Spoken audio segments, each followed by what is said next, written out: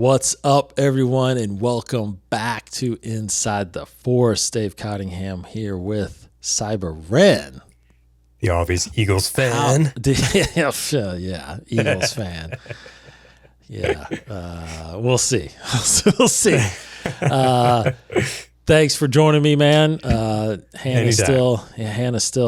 I got a text from her actually today. She was like, "Hey, I could do Inside the Force on Friday." I was like, "Nah." I'm like, me and Martin got it this week still, so cool. Hannah will be back next week.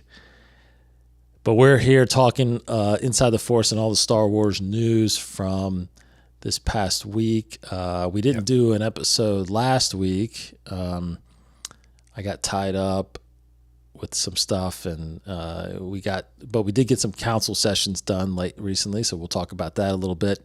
We did. Which leads into, kind of our bigger conversation we're going to have a little bit later about the Acolyte, and of course the news out there that the show has been canceled in a sense. Yeah. So we'll get into that. But first and foremost, again, thanks to, of course, the patrons of Inside the Force. Thank you so much for supporting the show. If you're interested in doing that, patreon.com/Inside the Force. Check out the tiers there. And really, really appreciate the team that's covering and supporting the show. And Hannah and I already talked about possibly doing, just possible, we're possibly doing a commentary again maybe this Saturday, actually. Which would be episode 4, A New Hope. Nice. Yeah, so I'm trying to still find out the best time for the patrons to be able to join, because I love having them on there and commenting as we're watching. So I will find a time, because I don't know if really early Saturday morning has been working well for some of you. So let me know. We'll try that. I know you've been trying to get on there, but we're a little early for you, I think, too. So if it's not too bad, if it's like 7 or 8 from my time, I should be able to do it. Yeah, so we're gonna try. Yeah. We might try something like that a little later on Saturdays. Okay, so going into some of this news that's out there. For one, I wanted to kind of run through some comments that we've had actually on our recent council sessions, Martin. Cool. One that we did a couple weeks ago, we talked about, the Mandalorian and Grogu is coming out, and we had a great discussion about how that was going to translate, how the show was going to translate to the big screen. Yeah, totally.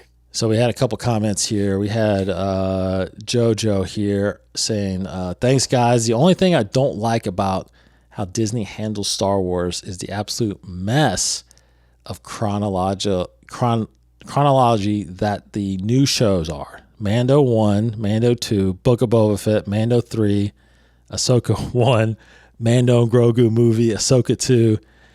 He says newcomers will have a hard time watching it all chronologically. Imagine it going like that for 10 years. It will be a huge mess that even hardcore fans will have trouble with just to rewatch them. Even crazier, you almost have to watch it all, for instance, to learn about Mando and Grogu's reunion in the Book of Boba Fett.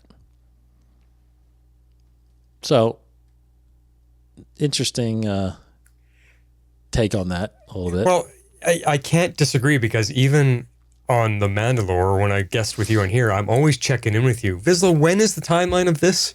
Because even me, as a lifelong fan, I'm confused sometimes as to exactly where in the timeline this show is supposed to fit. So it is confusing. So for a casual fan, I can totally imagine how hard it is to keep up with. Yeah, that does make me think that, and I can't remember when I said this.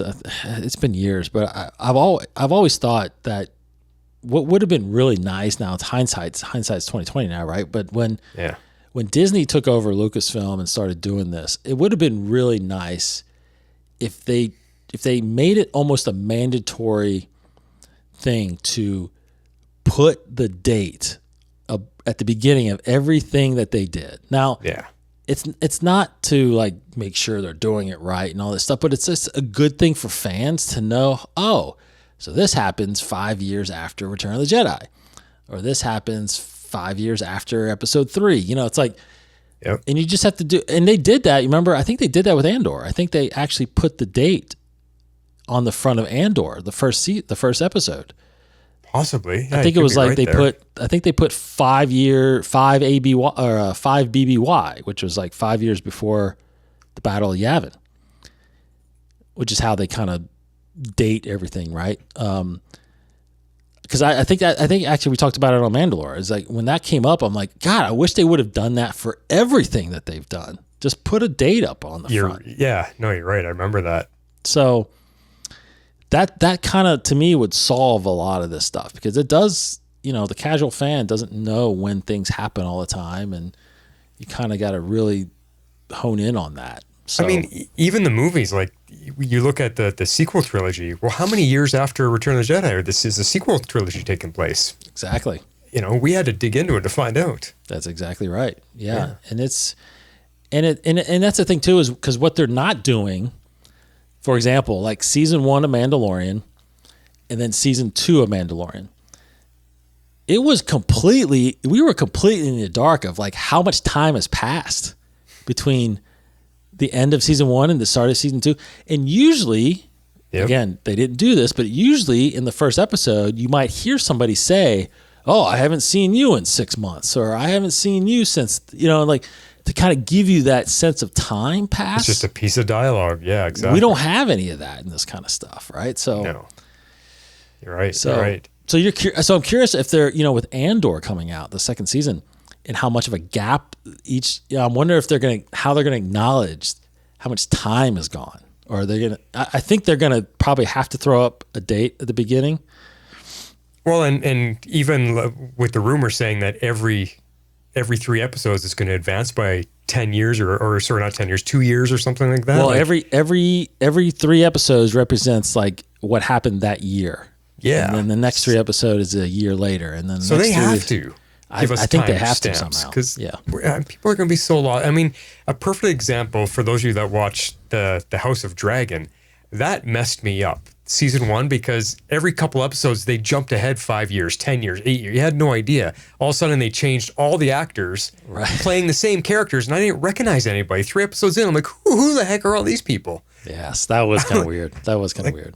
It lost me. So I mean, I think Star Wars can do a little bit better and just give us that hint, whether it's a drop of dialogue or something at the beginning. I don't know why they don't. It's not a big deal to say, 55 BBY, and I totally agree, because part of the opening credits. Because in the novels, they actually do a really good job in the novels. When you open up the novels, one of the pages it says Star Wars timeline, and it shows you where this book lands in the timeline. So why not do that with everything else? So anyway. And you're right. While we've been talking, I ran Andor episode 1, and it says, just as the opening scene, the guy's walking down the bridge, it says BBY 5. Yes. See? I thought that was great. I was like, that would be awesome for everything that you had. It would be great.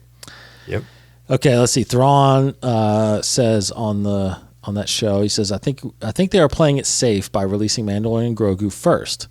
Disney/Lucasfilm have had a lot of misses lately with Acolyte, Book of Boba Fett, and the last few movies they have done, so they probably feel they can bank on these popular characters for a really successful show to be their first Star Wars movie back in theaters to gain goodwill with the fans again. Jon Favreau is a huge OT fan, so he will make this movie feel more like the original trilogy more than anything else we have seen so far. The leaked footage of the Mandalorian and Grogu showed snowtroopers and AT-ATs, so looking like they are playing on the nostalgia already, which I don't know is ultimately a good thing or a bad thing. I love movies like Rogue One, which heavily relies on A New Hope, but always want something different with Lucasfilm to take risks in different eras, and even if they aren't that good, at least they tried it. This movie needs to be much grander in scale than the show, which I'm sure they will do. Trust in Favreau. Thanks again, Martin and Dave. May the Force be with you. And then he goes on to say, I don't mind the delay with the Rey movie. The more time between Rise of Skywalker and Rey movie, the better. Let fans miss the characters more and more. Plus, rumors are it's meant to be a decade later, so Daisy really being older makes sense. Yeah, it actually takes place 15 years after the Rise of Skywalker. So, yeah, I mean, that's not a bad point. Let it age a little bit. I think Rey was popular enough that people are anxious to see her in action again. Mm-hmm. I know there's a lot of divisiveness with the sequels, but I still think overall Rey was well accepted by everybody. Yeah, no, I totally agree. I think people are looking forward to Rey, especially how she's going to restart this Jedi Order, and it is kind of what I will take what Thrawn is saying is, it's going to be interesting to see how much they let, how do I say this, like how much they expect her to, how far they get with the Jedi Order being reestablished. Like in 15 years, how big can this actually get? Because it seemed like Luke didn't really figure out how to really get it going. And he technically had like 15 to 20 years as well, and he did get a small group going, because we did see in comics that when Ben, turned, he had a group of students. He only about probably 20 or 30. So it was like he was far from establishing the Jedi Order again. Yeah. Far from establishing. So how far could she really get in 15 years, especially being literally the only one left? Maybe we're seeing the beginnings of it. Maybe we're seeing her start it. Yeah, it might be. It might be that. Which again, I kind of don't want that. I kind of want an established Jedi Order again. Yeah. So that's why I was thinking, like, I wish they would actually go a little further. But yeah, I'm of both minds. I agree with you. I'd like to see it already established, but I also wouldn't mind seeing it from the beginning, what it takes for her to do it. Because when we got that glimpse in the 2 episodes of Book of Boba Fett, when she goes to, or when Ahsoka and Mando go to visit Luke, and we see Luke training Grogu in the distance, but we see Mando waiting with R2, and all those little R2 droids are building the temple. Yes. That got me excited to see, what is Luke doing here? He's starting his Jedi Academy. Yeah. I really was interested in seeing the beginning of that story. So kind of with Rey, I kind of want to see the beginning of it too, and see. Well, and I also think that I feel like Luke kind of went about it wrong, like building a temple out of nothing when you had technically still a temple on Coruscant where the Jedi Order was, where all the training sessions are, where all the archives are. Where it's like just reopen the temple. I get it. Maybe he wants to do something else, but I'm like, hopefully, I think it would go faster if Rey, reopens the council on Coruscant, and just the temples that, everything was housed there, most everything, but at this timeline, did the Rebel base not move away from Coruscant? The Rebel base did, but not the Jedi Order wasn't. It was out. It was gone, right? Yeah, it was gone. So maybe a new location, new everything is just a good way to start it fresh. Maybe, but I mean, someone's got to build it. It's like, I don't know. But you got to be, if you're going to be, if you're going to be policing or protecting the galaxy, you kind of got to be where the galaxy is centered, so. Yeah, in a way. And as for the speed of it though, too, like Luke truly was on his own. I think with her, we got to keep remembering that she's got Luke and Leia at her side now, which have so much experience, because Luke and Leia are much older at this time period. So they've got a lot of experience to pass on to her and help her go. We'll see. We've never had it's never been, kind of explained to us that Force ghosts are constantly there. We've always been kind of told that they only show up at certain times, right? Yeah. So it's like you saw Obi-Wan with Qui-Gon. Like it took him 10 years to show up, and then he didn't really even show up that much after that. So it's like, you gotta, how much can they actually be there to help guide her? We'll see, but we'll see. I got one speculative question. We can get into this in another day, but with Rey's story, there's obviously got to be a villain. Who possibly could be the next bad guy that far in the future? Would it be Dark Force users, another Sith? Would it be something new? Like, what would you want to see?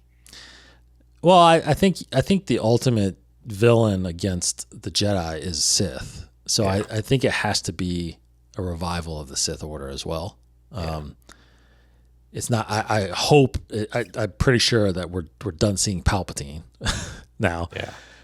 So I think it's going to be somebody else that, does what she's doing, is finds a Sith holocron, or, somehow gets tapped by the dark side and starts reestablishing the Sith order. Because I do think, as much as I want to see the old Republic where there was, thousands of Jedi and thousands of Sith fighting each other, I think we can get to that point again. I think they'll get to that. They could get to that point again where someone on the Sith side starts, doesn't adhere to the rule of two, but just starts building a Sith order, just like a Jedi order. That would be pretty cool. Because I don't know any other villains that could really stand up, to the Jedi that are not dark side users. Unless there's something new they're going to introduce, like with Ahsoka being in that other galaxy right now, maybe she awakens something that the Jedi have never seen. Well, and I think that what's possible is, I guess it's possible that, in the new Jedi Order series in the books, like the ultimate villain there was the Hussein Vong, which comes from another galaxy. Yeah. And they are immune, like they're not affected by the Force. See? So if they brought that in, now that'd be something. That'd be something cool. Because I feel like with everything that Star Wars has done in these last 40 years and the failure of some of their projects, I think people might be a little bit tired of yet another Sith, yet another Dark Force. They might want to see something new and exciting, something that brings a different challenge. Yeah. But it's hard when you want to see lightsaber fights, So that's the only way you really have a lightsaber fight. But I mean, they even started countering that, because even in the sequel movies, even regular old stormtroopers had weapons that could counter a lightsaber. Well, they're really diminishing the usefulness of a lightsaber if anybody can have a weapon to fight against it with. Yeah, so true. Mm-hmm. That's true. That is true. Our good friend Froda. Oh, nice. He just simply asked, "Is this available as a podcast?" I can't find it on Spotify. Unfortunately, Froda, no. Those council sessions are exclusive to YouTube, so you have to go and watch us. But I will say YouTube, I believe YouTube has an app now called YouTube Music. Mm-hmm. So I think you can listen to videos on that app if you don't want to just listen to it on YouTube. I believe it's on there. I haven't really checked. I know that the podcast is on there too, but I don't know. I have to check into that. But yeah, I think even on your YouTube channel, I don't know what you do with Inside the Force, but on the YouTube channel, when you upload a new video, you can actually put it under the podcast category, and then I think YouTube adjusts it to be accessible as a podcast as well. Yes, that's what I was saying. That's why I think if you go to YouTube Music and look up like Inside the Force, let's have a look right now. I believe it's there. It's there as a podcast. Yeah, it's there. But it's only, I'll say, so I apologize, Frodo. So it's only the podcast. It's not the council sessions, because it's not a part of the podcast playlist. So, and on there, if I go to videos, because you can go to videos there too. I don't know if it's on. I'd have to do some research. Sorry, buddy. Yeah, but I'll have to look into best that. thing to do is go to YouTube and you can listen to it. You can play it and listen to it there as well. If you're trying, it's not going to be on Spotify though. Sorry. Yeah, I don't see the council sessions showing up. Yeah, because the podcast feed that like you have, like you said, hooked up in there. I only do Inside the Force as the podcast. Yeah.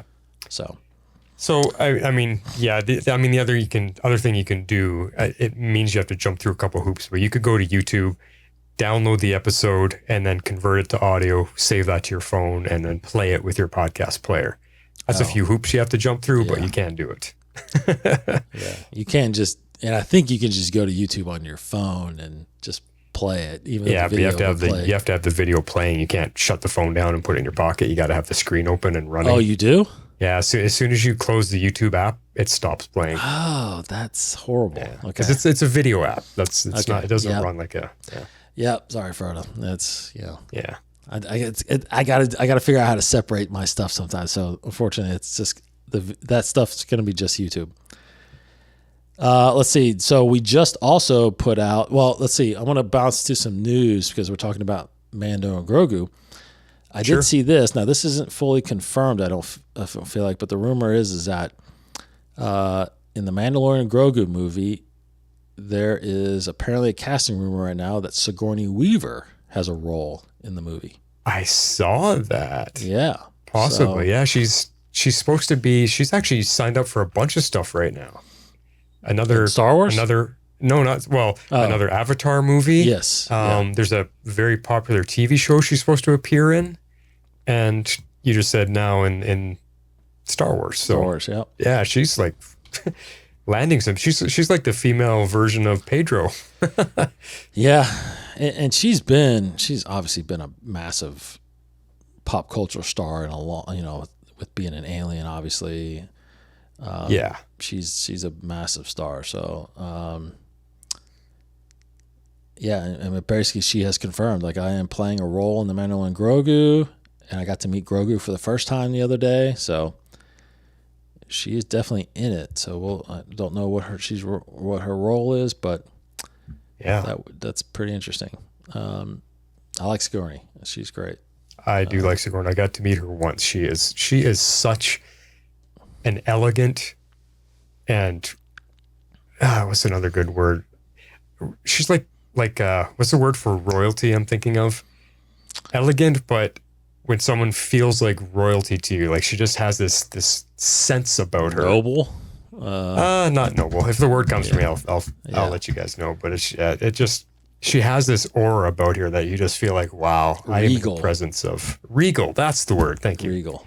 Very regal. Yeah. Yeah. She's great. Yeah. She's amazing. They had up here at the Calgary Expo, they had the entire Aliens cast reunion. Mm-hmm. It was amazing. Like everybody's here. Her, Bill Paxton, Michael Bain, everybody. I was like, oh man, so much fun. Of course, the first thing that always comes to mind for me is Ghostbusters. So yeah. Dana Barrett, man, Dana Barrett. Oh, did you like her then? Yeah. Oh yeah, Dana Barrett was great. And when Bill Murray's trying to go after, and she's great in that. She's great. I liked her in what was that space movie with Tim Allen? Galaxy Quest. Oh, Galaxy That's Quest. when I thought she great. looked pretty nice. Yeah, that's good. Blonde, curly hair. Holy cow, Sigourney, that really changed you. Yeah, I love that movie.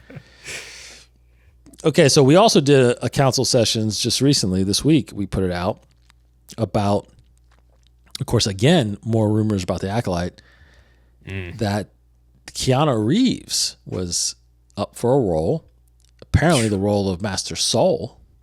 Yeah. And I've seen some conflicting kind of reports, but ultimately it seems like there's more reports that are saying, he was actually set to play the role of Master Soul, but then scheduling conflicts caused him to have to bow out. And then Leslie Heelan went with Lee Jun-jae as Master Soul. Now, again, Leslie Heelan has said that she's been known to quote that when I wrote Master Soul, I had Lee Jung-jae in mind. Now, the problem is, so that kind of had people kind of come to the conclusion that, no, Keanu Reeves, that's just a rumor. But what people are saying was that, no, Keanu, when the Acolyte first got just thought up, and there was a character named Master Soul, they were like, Keanu needs to play Master Soul. So that was before they even wrote the scripts for this thing. So yeah. When he bowed out then, and then she wrote it for Lee Jung-jae, then that's when that kind of whole thing happened. So I believe that's kind of probably what happened.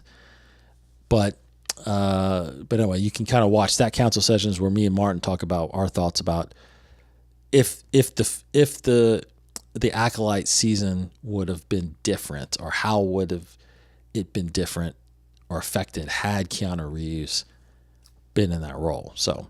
And it's funny, since we talked about that, when I opened my phone this morning, you swipe over and you got all the Google News to scroll through, and it came up with one of the things that says, Disney is holding a role for Keanu Reeves. He will be in Star Wars eventually. Yes, that was one of my things here. Yeah, so Keanu apparently is eager to play a Star Wars role at some point. So there you go. Him against Rey. He's the new Dark Lord. I'm telling you, it's possible. He could be in that movie, or if they finally start doing maybe a movie in the past and maybe an Old Republic thing, and maybe it's Dawn of the Jedi. Maybe he's the first Jedi that ever. Wow, could you imagine? Yeah. So Thrawn did comment today on that. He says, I think Book of Boba Fett and Obi-Wan series were technically limited series, but if it did really well, could have gotten a second season. If you look at both series, their stories wrap and end, whereas Ahsoka clearly sets up things and characters for season 2. So I think it's more justified when they say this show has been canceled. I enjoyed bits of the show and was intrigued to what they set up, but with audience scores, low numbers of views, and the fact that it cost $180 million to make, can see why they've decided to not do a season 2. I did hear the decision was very last minute, though. Apparently, they had writers' rooms set up to start working on season 2 as late as last month, and I believe that's true as well, because right. I think I'm telling you, I am still on the firm belief that ultimately this came from Bob Iger, the CEO of Disney. I feel like he's the one that kind of said, you know what? If you're going to spend money on something, it ain't going to be a show that didn't do well. You're going to have to do it in something else. So Now, I could be 100% wrong about that. I could be wrong that Iger doesn't have any say in what Lucasfilm does, but they own Lucasfilm, so I'm pretty sure he does. He's the one that writes the checks, isn't he? Exactly. He gives Lucasfilm the budgets. Yeah. So, Kathleen Kennedy can make all the case that she wants to get something, but he's the one that ultimately says yes. So, I think he ultimately is the one that's kind of shaping a little bit of what is going to work and not work, or what they can put their money into or not. So, yeah. I don't know. I just think I think ultimately I think Lucasfilm wanted to do season 2. I think Disney ultimately said no, in my opinion. Isn't it funny? Correct me if I'm wrong, but it seems like the Filoni and Favreau projects are the ones that are successful, and anytime they're not involved, those are the projects that have failed. Yeah, that's kind of the trend Except for right Andor. now. Except for Andor, and you kind of make the argument that Book of Boba Fett wasn't that successful. But it's probably their least successful show. Yeah. Well, how involved were they? Was that their show? They were the too? executive producers. I mean, okay, interesting. Yeah. I mean, Robert Rodriguez was more involved in that, as a showrunner. Yeah. But Favreau and Filoni definitely helped produce it. But it's not that bad. It's not that bad. I was rewatching it the other day. Actually, it's like I never thought it was not that bad. It's not that bad. I never thought it was. And then, and responding to that last piece of feedback, could Boba Fett be a limited series, or did it have room to move on? Like, I think you could look at it from both ways. It being a limited series, it could end where it is. This is Boba Fett's story. How did he survive the Sarlacc? What did he do after that? This is him finding a place in the galaxy. I'm going to settle in on Tatooine and run this town. This is my life now. Boba Fett's journey comes to an end. The book of Boba Fett is now closed. But it could also be chapter 1 of the book of Boba Fett. He established himself on Tatooine. The last shot we get is him and Parashan, or not Parashan, that's one of our feedbackers. Fennec Shand. Fennec Shand walking down the street, and he's questioning her. Is this really us? Is this really what we're going to do? Yes. And then it fades to black. So that could lead into him saying, you know what? Tatooine's safe. I'm out of here. I'm going to go back to doing something different. So there's opening for him to become more the Boba Fett that maybe the fans were hoping for. No, I felt like it had a little bit of an opening. I think because, and you can kind of make the argument that they kind of didn't do it justice, because they threw in the reunion of Mando and Grogu and they stole Boba 2 Fett episodes from them. Yeah, so I kind of make the argument that they didn't really focus on Boba Fett, and I feel like they should have focused more on Boba Fett and of course the Cad Bane background. Like, yeah, because they brought Cad Bane. There's a massive history there. A history that it's kind of just out there and not really canon. So it's like, I would have loved. You had a prime opportunity there to do like a backstory episode when they were training together. When he, bring back a young Boba Fett, getting his armor for the first time and stuff like. Like that. That would have been awesome to see. Flashback stories, and you could have brought in what's his name who played young Boba in the prequels. Could have been Daniel Logan back at some point. Daniel Logan to play the younger Boba. Yes, like that would have been pretty cool. That would have been pretty cool. There's so much there, and they could do there it. There is. So I agree. I think, I definitely think Obi-Wan was not intended to go further than that, but that one feels more limited. Yeah. Yeah. Yeah. But you kind of opened the door too when you brought Qui-Gon in at the end, and he's like, we got a lot to do. It's like, okay, well, what's that? Yeah, exactly. So. Oh man. But I think with the ratings of Obi-Wan, it makes more sense to do a season 2 of that than the Acolyte. But the Acolyte was clearly set up for a season 2.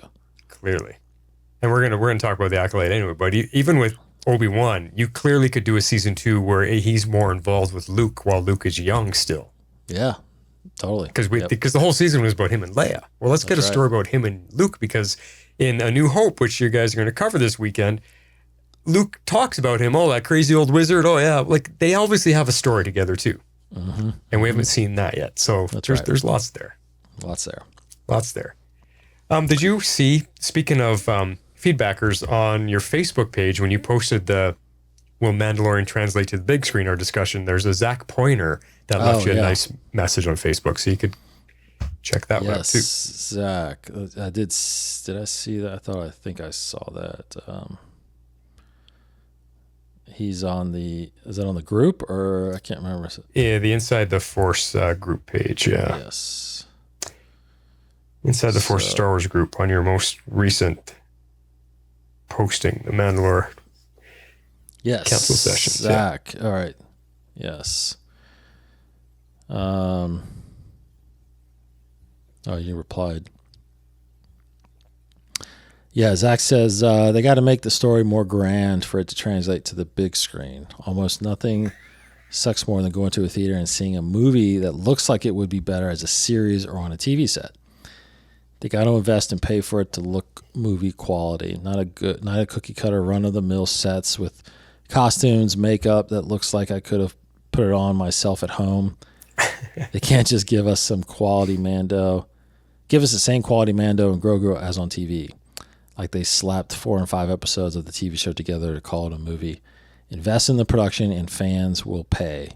Disney can afford good quality things, not something that is bland and feels put together by a big box shopping center. Yep. I think we're all kind of in agreement on that.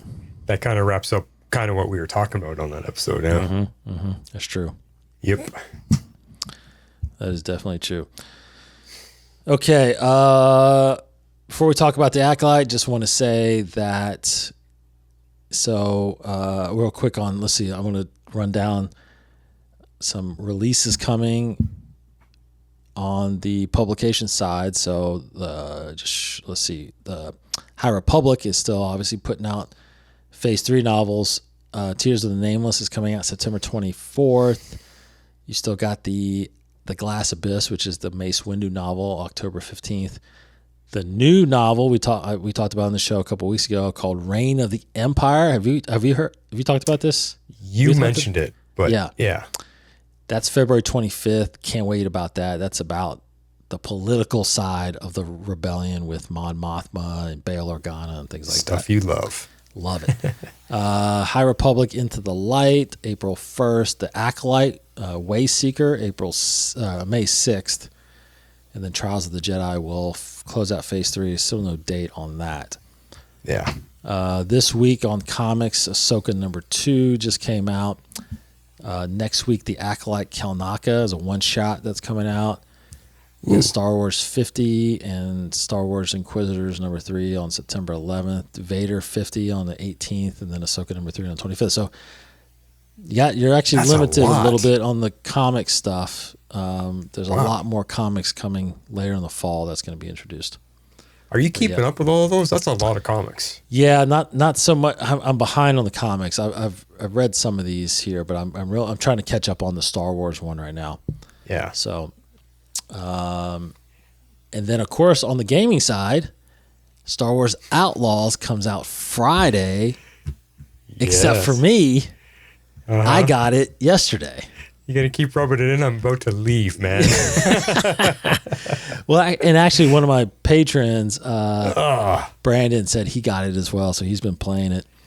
If I had known, I would have bought the gold edition. I did not know it came with an early release. I didn't know either when I bought it. I just happened to read it this past weekend. It was like, gold editions, get it 3 days early. I'm like, wait a minute, I got a gold edition. I'm like, are you serious? 27th? So yes.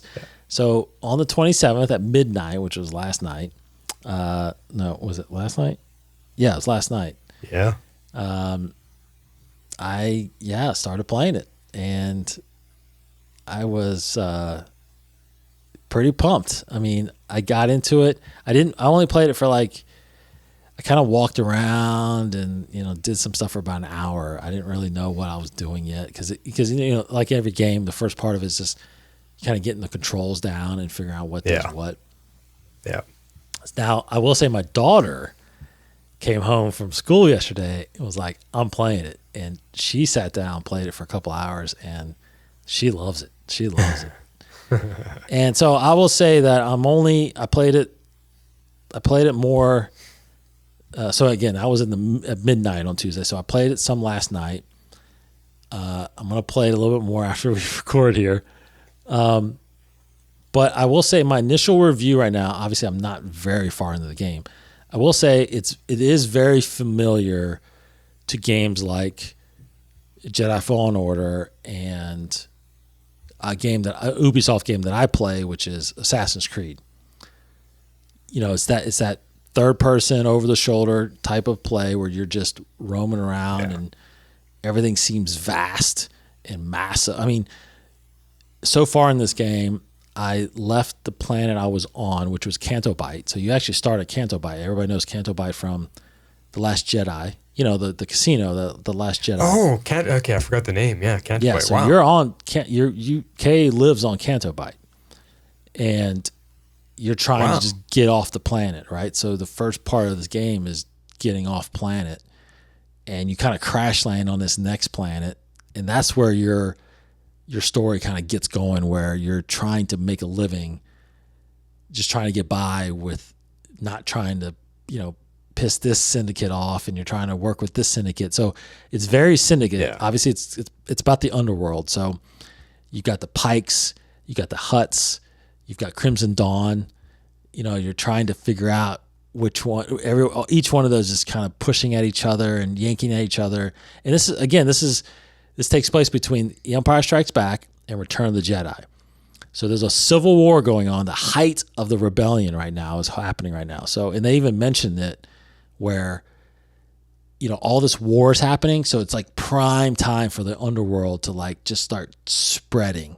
No one's going to know because the Empire's occupied with the rebellion. The rebellions isn't big enough to really worry about what's going to happen when they finally establish.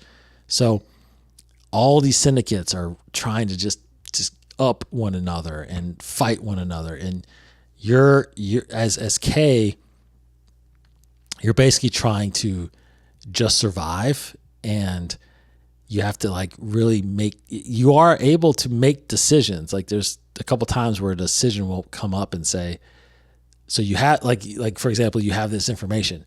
Do you want to give it to the Pikes, or do you want to hang on to it and sell it to the Hutts? So you have to start making these decisions, which will take you down different paths. Obviously, I feel like so. Yeah. So let me ask you, because you've been a fan of all the syndicates, what one do you gravitate to? When you're getting in this game, I've always wanted to dive into the Pike. So is there one that you're feeling like I'm going to gravitate towards? I'm probably going to gravitate more to the Huts, to be honest. The Hutts. Okay. Yeah, I've been a fan of Jabba the Hutt ever since Return of the Jedi, and I've always viewed Jabba. Before back then, there wasn't really any talks of all these different syndicates, right? Because back then, when you're watching Return of the Jedi and you're kind of reading, some of the novels and stuff like that, you're pretty much, you're pretty much under the impression that the Hutts rule almost all the underworld. Like, Feels you never like, really, yeah. It wasn't until you got to get into the novels where they start going into the Pikes and Black Sun. Like Black Sun was a big player during the old trilogy, and I don't know I haven't heard of the Black Sun being in this yet, but I'm sure they're going to pop up. Yeah. And then Crimson Dawn is very new, right? Crimson Dawn only showed up when Solo came out. Yeah. So, even though it seems like they've been around, we didn't know about them. So, but the Hutts, with a Hutt, it's like, I mean, they're massive creatures. It's like you don't really mess with Hutts. I loved how we saw them in Book of Boba Fett. You saw the twins. Yeah. Running Tatooine there, or Mos Espa. I gravitate more towards that. I'm more afraid of the Hutts than anybody, I feel like. So, well, wait a second. You said you're more afraid of the Hutts? Yeah. Nice. Yes. I'm telling you, man. I'll probably favor the Hutts. I'll probably do whatever they tell me to do. Yeah.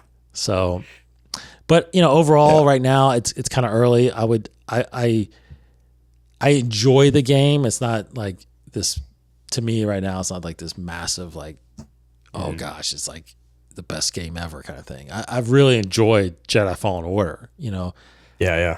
But this game definitely is. It feels like I can sit down and play this thing for hours and pick up later and not lose anything, and keep going. Not play for a week and then jump in and just do more stuff. It's just one of those ongoing. Now, I keep hearing that probably the best, I would say, open world game, and you might have an argument about this. I keep hearing online that probably one of the best open world games is Red Dead Redemption 2. And I haven't played it, but I've seen some videos on it, and it does look cool. You're kind of living in the Old West, and you're cowboy. I know the game. Yeah. Okay. Yeah. That seems like the biggest comparison at least gameplay that I've heard. The ability to kind of roam around and do these side missions and just kind of do what you want. But I haven't experienced that yet because I haven't been able to kind of jump worlds yet. So I'll have to wait and see once I get the ability to kind of go where I want in the galaxy. That to me is going to really open it up for me and be a better game.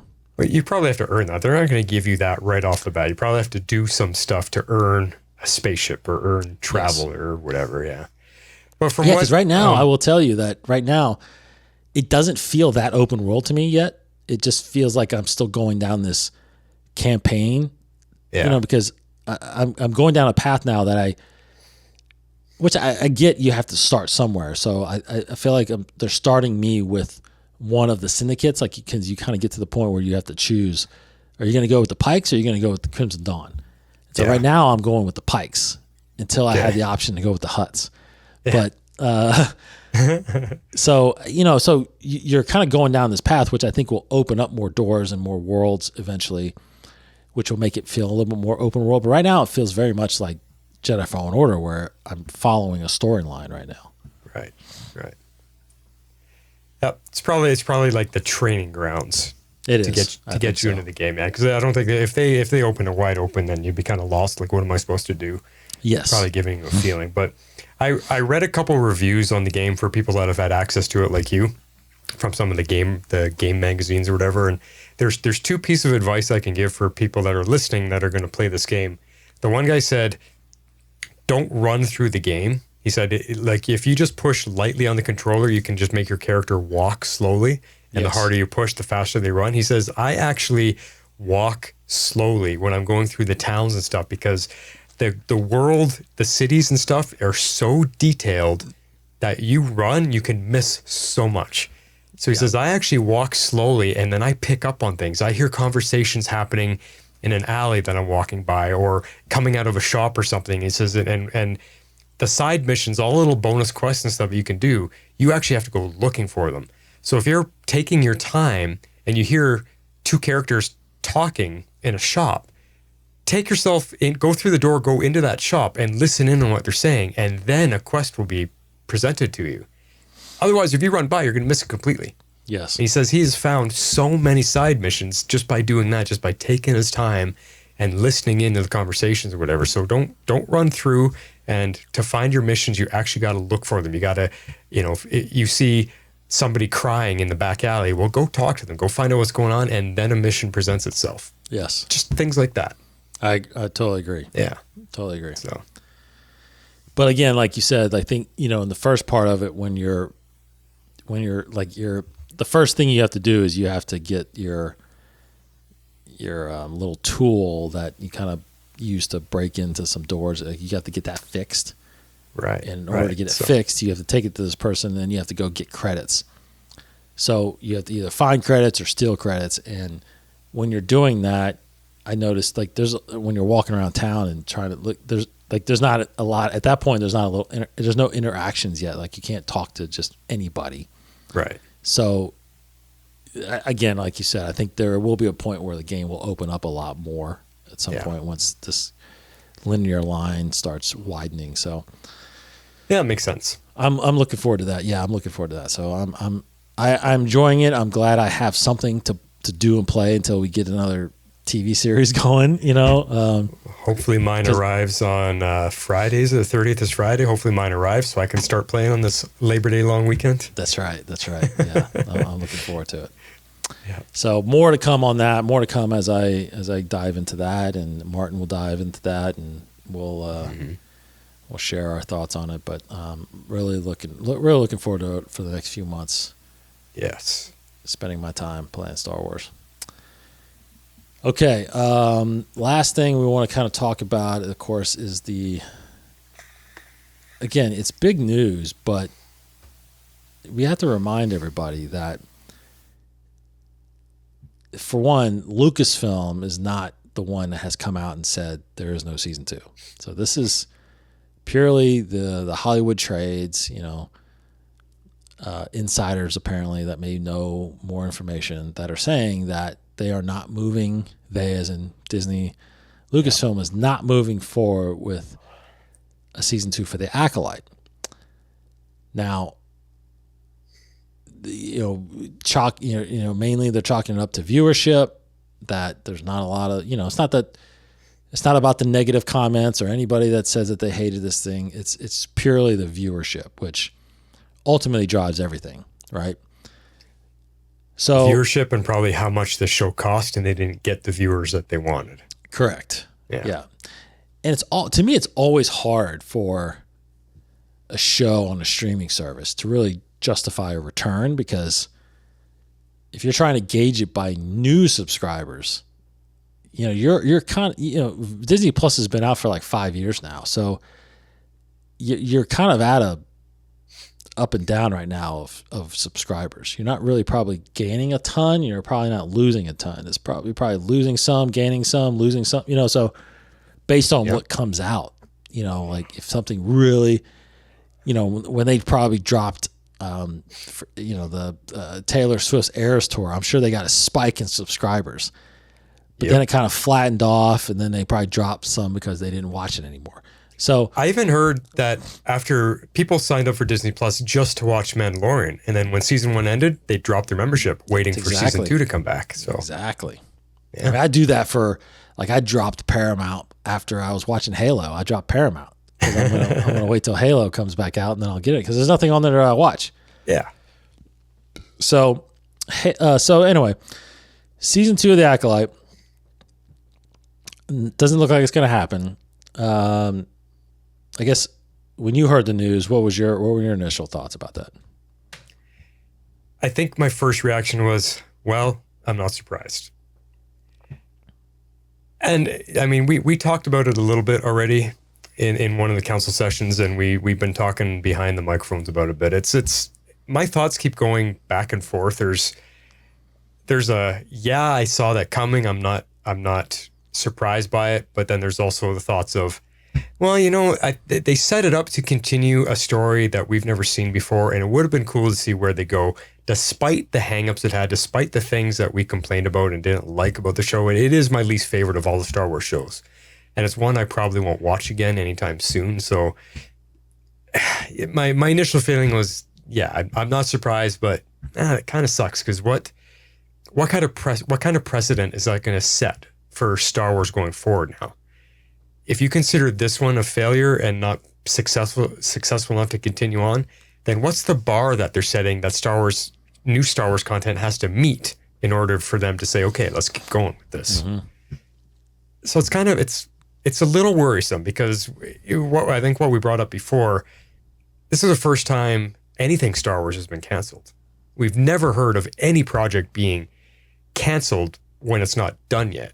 I mean, even talking about Boba Fett, they've never officially said, that's it for Boba Fett. No more's coming back. It's just kind of slowly faded away, and we just assume they're not going to do more. But they've never actually publicly said, Boba Fett's canceled. No more. That's right. That's right. So because these ones are coming out, like you said, Lucasfilm hasn't officially said it themselves.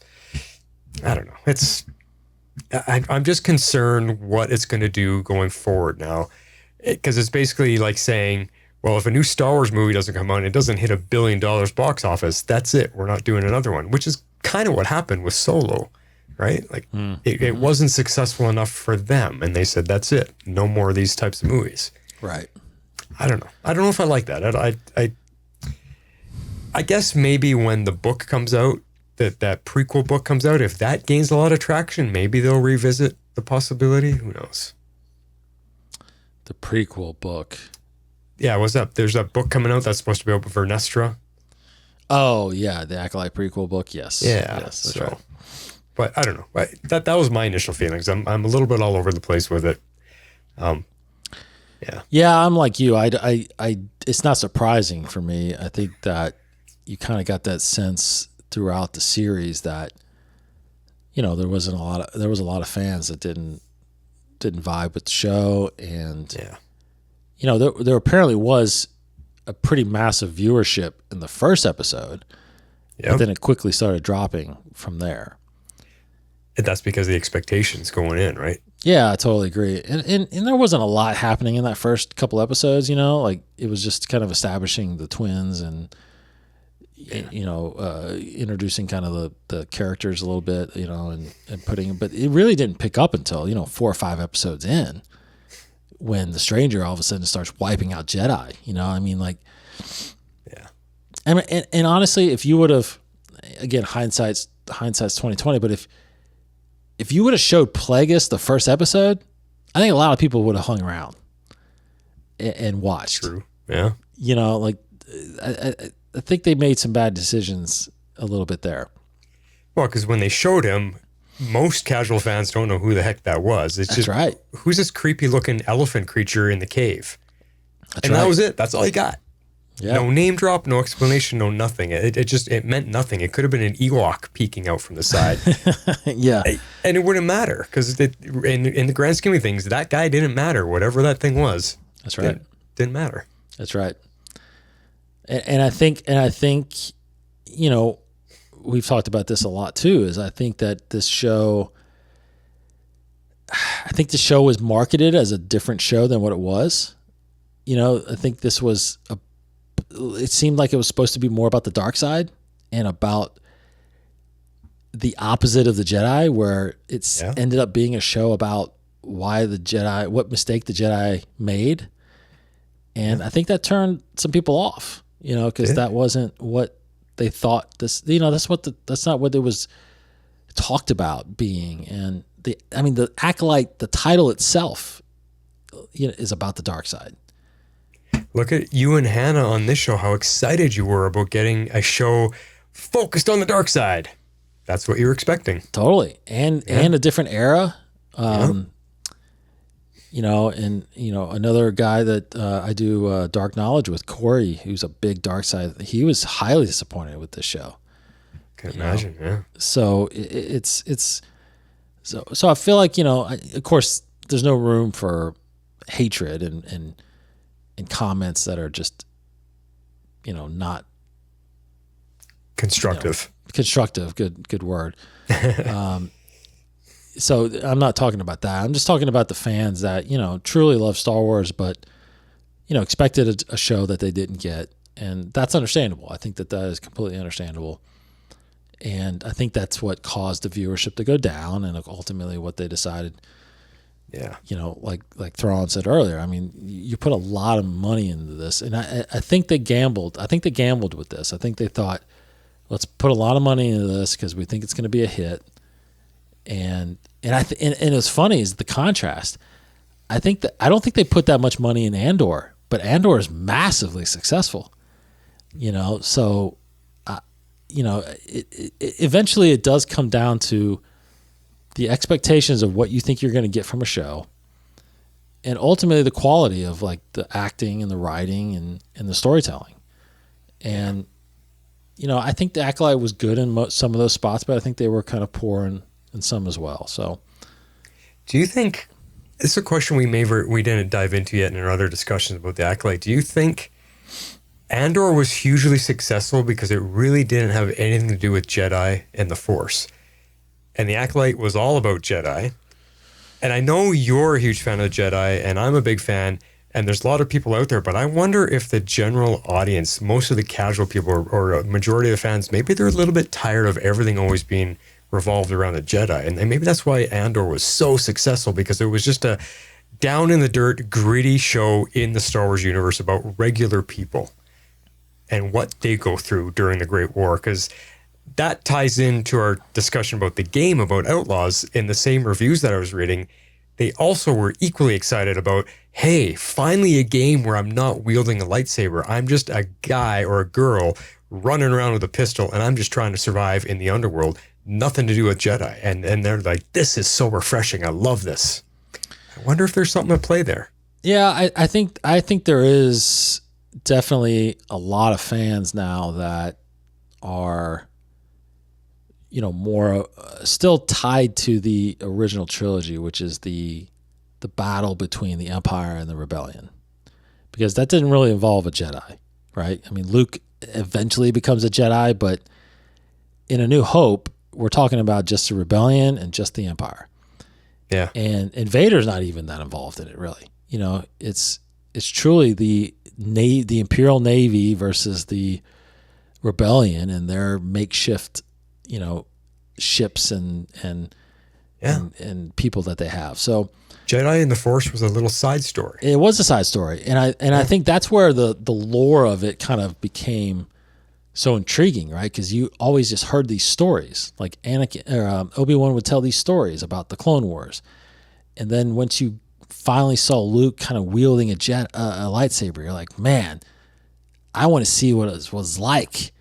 And then all of a sudden, he does the prequels, and we get to see the Jedi. And I think it was well received as far as the Jedi go. Now, I think obviously people can argue whether or not the story was good or not in the prequels. But to me, the storyline and the quality is really what, to me, is what people gravitate towards, whether it's Jedi or whether it's Rebellion. Because if you think about it, I agree. I think everybody agrees. Most people agree that Andor, top to bottom, is probably the best series that they've done. Some argue maybe Mandalorian is there, but it's hard to argue that Andor, as far as the acting, the writing, the cinematography, top to bottom, it is a massively great show. But if you think about the Jedi stories that we've gotten, think about what has been probably the most successful Jedi stories. You probably got to go to the Clone Wars, and you go to Rebels, and now I think you go to Ahsoka. And think about it, what people were so into with the Clone Wars and Rebels is the storylines, the Jedi storylines that came up through those. Yep. And that's where it's that to me is what I gravitate towards, those kind of the lore and the deep dives into the meanings of the Force and what it means to people and what it means to, a master and apprentice and things like that. That's what I think, that's the part of the Jedi part that I really love.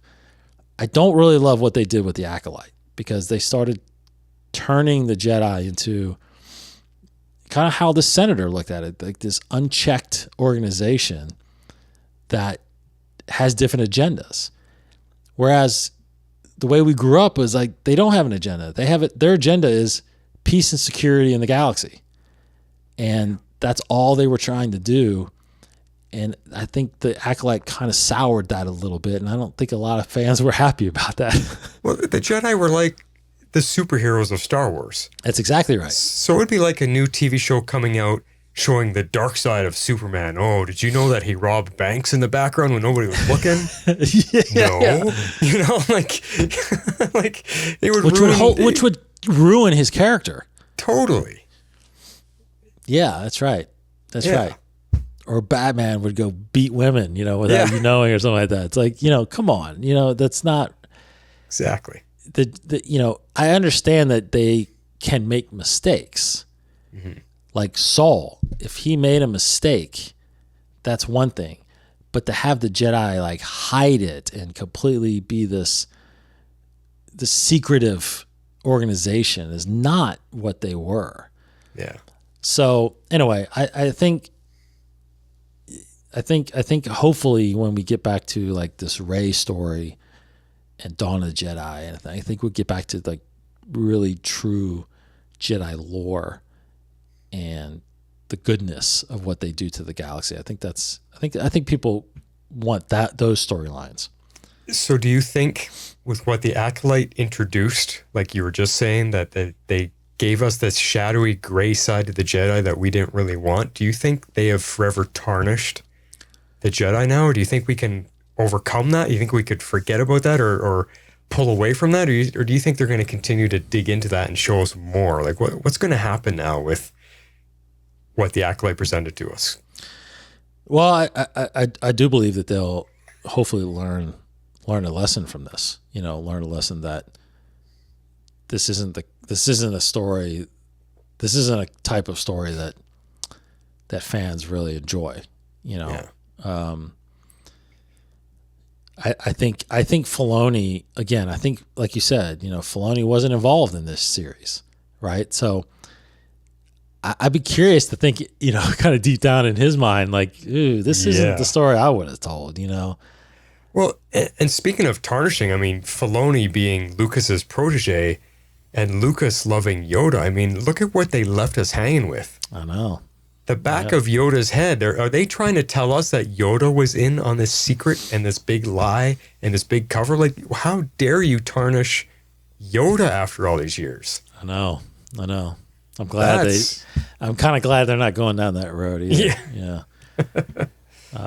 Actually, I thought I saw a really funny post shortly after. I forgot to mention on here. Shortly after the Acolyte wrapped, and someone posted on you know, Twitter or something like that picture of Yoda from the back of his head, you know, and that shot, and they said, or it was after the cancellation happened. It was kind of announced, and they said, "Dang it, we're never going to know who this is." I thought that was pretty funny. So I think, you know, look, in summary for me, I think that I would have enjoyed a second season that dived more into Darth Plagueis and the creation of, not the creation, but the continuation and strategy that the Sith was establishing at this point in time, and the setup of how they were going to cause the downfall of the Jedi. Because, look, I think that it's fine to understand that the Jedi had a downfall, but it's not because of them. It's because of the Sith. Like, the Sith infiltrated, you know, the government. They couldn't do it just by fighting the Jedi, so they had to go a different route. And somehow seeing the seeds of that, I think, would have been really, and that's what I thought we were getting. I kind of thought through interviews and articles that were being talked about, like that's kind of what we were told. Like, this is the beginning of the downfall of the Jedi and the Sith rising and figuring out that they need to, you know, go at this thing politically, kind of thing. So, but we didn't get there, and maybe it was planned, you know, in the next couple of seasons. But We didn't really get anywhere like that in the first season. No, they left you feeling like the Jedi shot themselves in the foot. That the Sith had nothing to do with this. The Sith just took advantage of the situation. Oh, the Jedi screwed it up for themselves. And that's, again, that's not interesting. It's more interesting to learn about the Sith. They can't beat them head on. Let's infiltrate into the political side of things and slowly take over that way. That would have been a far more engaging story to see how they pulled that off. Because, right. I mean, that's what makes Palpatine so interesting as the head of the whole thing, is how long of the game it was that he was playing. Yeah. You know? So I guess, do you think, to kind of wrap this up, what do you think about the overall view of these series? Like, how much like does this affect, you think, going into Skeleton Crew? Like, do you think there's going to be a lot more skepticism? Do you think there's going to be a lot more, calls for, I don't know, different storylines and different eras? I mean, how does this affect the other series that are going to be coming out? I wonder if it has anything to do with timelines or anything like that. I feel like with the failure of Acolyte, everybody's going to go into the next release with trepidation. They're going to be, wait a second, you got me so excited, Star Wars. I don't trust you right now. Right. I think Skeleton Crew's got his work cut out for it to be successful and excite fans. So hopefully the next trailer or two that they release for it will do that, because already the teaser trailer has people going, oh, I don't know. Yeah. I think having a failure like this really affects things going forward. It's similar to what happened with Solo in The Last Jedi. Even though we loved Solo and Last Jedi was kind of because they were released so close together, Star Wars was pulled from the theaters because of the fan reaction to all of it. So I'm a little worried. I can't hide the fact that I'm a little concerned going forward right now, what's going to happen with Star Wars. And like you were bringing up earlier with Bob Iger, maybe now that he's back in charge, maybe this is where he puts his foot down and says, all right, quality over quantity. Acolyte was not quality. Everything going forward has to be quality first. That's going to be approved through me and Filoni and Favreau or whoever. Quality comes first. And maybe we'll be lucky going forward. Yeah. I agree with that. I think it's possible that no matter how good Skeleton Crew actually is, I think it's going to suffer from viewership, because some people unfortunately are probably going to check out. There's a lot of fans that have said, I'm done with Star Wars after Acolyte. I quit. Yeah. So, but it's going to be tough. I think, and again, I'm not making the schedule up at Lucasfilm, but I feel like this would have been a prime opportunity with this gap to introduce a new animated series. Yeah, we talked about that. Yeah, to kind of get fans back excited, because they have been hitting home runs with the animated series. None of them have failed. Right. So they've been so good. Yeah. So I think maybe they missed an opportunity of having one ready to go in this gap. Asajj. I know, man. I know. Hopefully we get some kind of announcement there too for whatever they're going to be doing. But let me add this in. As Star Wars fans, we're never going to quit Star Wars. No matter how bad it gets, we're always going to watch. So the people that are saying, you know what, Acolyte, I couldn't even finish it. I'm done with Star Wars. Screw you. How much of a fan really are you? I know. Yeah, that's a good point. I can always appreciate something new that's coming out. I'm going to give it a chance. I mean, I watched Acolyte all the way through. There's lots about it I didn't like, but I still stuck with it because I am a true fan. Agreed. I don't give up on my Eagles when they have a crappy season. I'm a fan still, no matter what. That's the same way I am about the things that I'm passionate about. Yeah. Stick with it. And I do think there's a lot of us out there like that. Yeah. There are. But, I think what tips the needle is those people that aren't the casual fan that keeps the viewership, right? If they're the ones that are kind of swaying back and forth. It's tough, but you know, and honestly, I think I think our generation are definitely that group that we're gonna always stick with Star Wars. I think honestly it's that prequel generation that is kind of like, you know, I'm in it sometimes, I'm out of it. I'm in it sometimes, I'm out of it. Because they weren't in it from the beginning, you know, like we were. Yeah. Even them and even the younger generations, because those generations are being brought up with technology where it's easy to click, swipe left, be done with it. Yeah. And that is ingrained in their heads. I don't like it, swipe left, done. Yep. Where we grew up with Star Wars going, that there was nothing else to distract us. Like, we loved this stuff. Yep.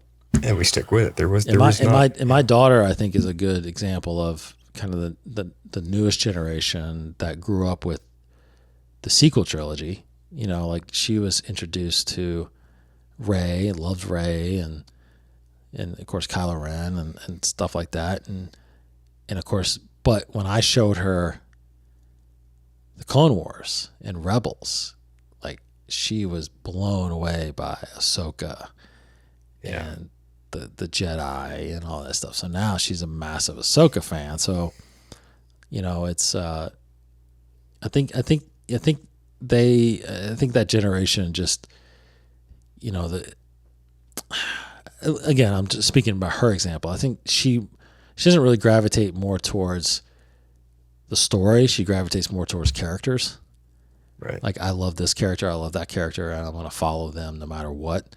I think we were kind of like that a little bit too. Like, you know, we fell in love with Han and Luke and Leia, obviously, and it's like, of course, that kind of, in Obi-Wan, that kind of extended to the prequels. Like, okay, well, Anakin is now like a great character, and you got Padme is a great character, and Qui-Gon, and, you know, Darth Maul, and it's like, so I don't know. It's a combination a little bit of like the story, but then you got to have good characters that you got to fall in love with. And to be honest, if you look at the Acolyte, you know, which characters do you really care about? They killed, you know, they Jecki. That's the one I really cared about. Right. Yeah. They killed most of them. So, you know, that's important. I think, you know, what character kind of stands the test of time right now. I think the Mandalorian stands the test of time, you know, and he is a great character to follow, you know, so you're going to follow that character. Bo-Katan is one of those as well, I feel like, and that's what makes that show so good. Yep. So, anyway. Yeah. All right. Great discussions on that. I think, you know, it's probably safe to say that we're probably not going to have as many Acolyte discussions anymore since that's kind of over with. But we will look forward to the next series, Skeleton Crew, which debuts December 3rd with 2 episodes. We will pick up with the Mandalore podcast, me and Martin over there, diving into that show deeply. And then, of course, we'll talk about it here on Inside the Force, and we'll do some stuff. We'll do our best, kind of, hopefully, you know, talking about it as we get more information from that series. It's so wide open right now. I have no idea what this thing's about. So, and I will talk more about Star Wars Outlaws as we keep going, as I keep diving into that. After this weekend, I will too. Yes. Can't wait. It better arrive Friday. All right. Thanks, everybody, for listening and watching. Of course, we are all over the podcast feeds, and, of course, go to YouTube for all of our other shows, like council sessions that me and Martin are doing. Me and Hannah got some more Beyond the Sagas in the books that will be coming out, so keep going there for those. And, again, thanks to my patrons for all the support. All right. Stay tuned for, we'll post on Patreon as well when we're going to be doing this next commentary. So I will let you all know about that as I try to find a good time for everybody, because I got time zone. I got people in Europe. I got people in Australia. I got people on the East Coast, West Coast. So it's like That's crazy. It's hard to find that spot, but yeah. All right. So thanks, Martin, for joining me. I know, as Hannah's been out, thanks for stepping in, man. Yeah, no problem. It's fun. Yep. We'll get you back. All right. Take care, everybody. Have a great weekend, Labor Day weekend. We'll see you next week. May the force be with you.